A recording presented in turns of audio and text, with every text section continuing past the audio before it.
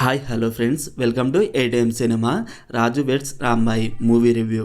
ఈ వీడియోను ఒక లైక్ చేసి కొత్తగా వచ్చిన వాళ్ళైతే మన ఛానల్ని సబ్స్క్రైబ్ చేసుకోండి ఫ్రెండ్స్.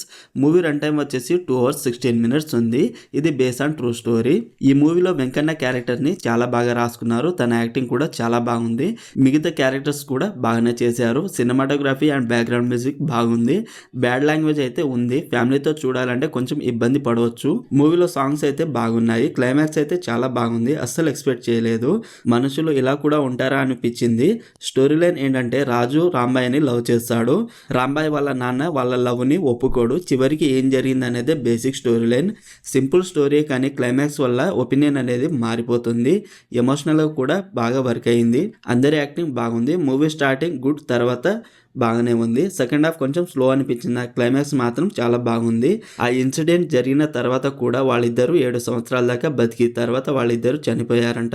ఓవరాల్ మూవీ నాకైతే నచ్చింది. మరి మీరు ఈ మూవీని చూసుంటే మీకు ఎలా అనిపించిందో కామెంట్ చేయండి friends. Streaming on ETV win. మరిన్ని మూవీ రివ్యూల కోసం మన ఛానల్ని సబ్స్క్రైబ్ చేసి బెల్ ఐకాన్ ఆన్లో పెట్టుకోండి. Thank you.